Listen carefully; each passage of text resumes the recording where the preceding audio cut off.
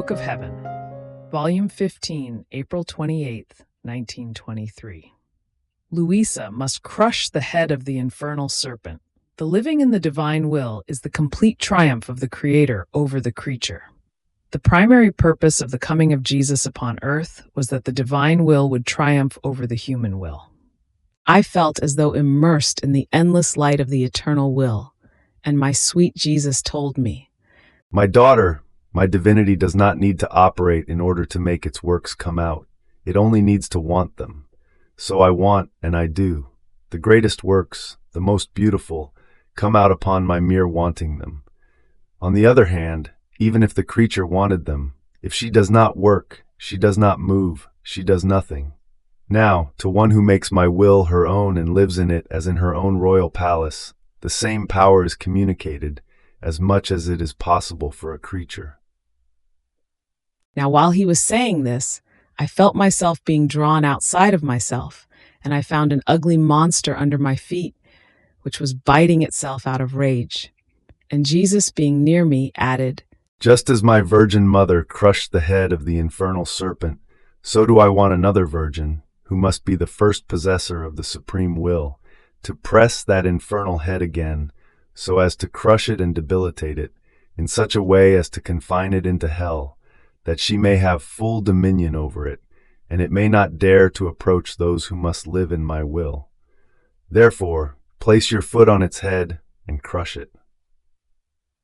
Made brave, I did it, and it would bite itself more, and so as not to feel my touch, it shut itself up in the darkest abysses. Then Jesus resumed his speaking. "My daughter, do you think that the living in my will is nothing? No.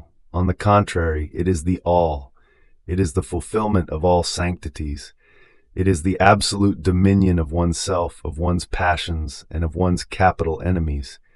It is the complete triumph of the Creator over the creature. So, if she adheres, and I come to having her live in my will, and she does not want to know her own ever again, I have nothing left to want from the creature, and she has nothing left to give me. All my yearnings are fulfilled, my designs realized. There is nothing left but to delight in each other. It is true that I came upon earth to redeem man, but my primary purpose was that the divine will would triumph over the human will by according these two wills together and making them one, taking the human will into that will from which it had gone out. This was the main offense that my celestial Father received from man, and I was to compensate him for it. Otherwise, I would not have given him full satisfaction. But in order to obtain the first purpose, first I had to issue the second, that is, to save him, to extend my hand to him since he had fallen, to wash him of the mud in which he was lying. How could I say, "Come to live in my will," if he was horrid to look at and was under the slavery of the infernal enemy? Therefore, after having obtained the second purpose, I want to secure the first one, that my will be done on earth as it is in heaven, and that man, who had gone out of my will, enter into mine once again. And in order to obtain this, I give to this first creature all my merits, all my works and steps, my palpitating heart, my wounds, my blood, the whole of my humanity, to dispose her, to prepare her, to let her enter into my will.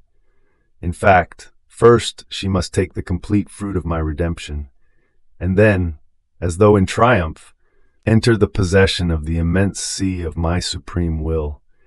I do not want her to enter as a stranger, but as a daughter, not as poor but as rich, not as ugly but as beautiful, as if she were another me. Therefore, I want to centralize the whole of my life in you." And while he was saying this, it was as if many seas were coming out of him, which poured upon me, and I remained inside of them, sunken. And at the same time, a sun, beating down with its light, receiving the complete fruit of redemption, in order to be able to give the complete fruit of its will to the creature. It was the sun of the eternal volition, which celebrated the entrance of the human will into its own. And Jesus, "This divine will of mine grew within my humanity like a flower, which I transplanted from heaven into the true Eden of my terrestrial humanity. It germinated in my blood. It bloomed from my wounds to make of it the greatest gift to the creature. Don't you want to receive it? And yes. I want to transplant it into you, love it, and know how to keep it.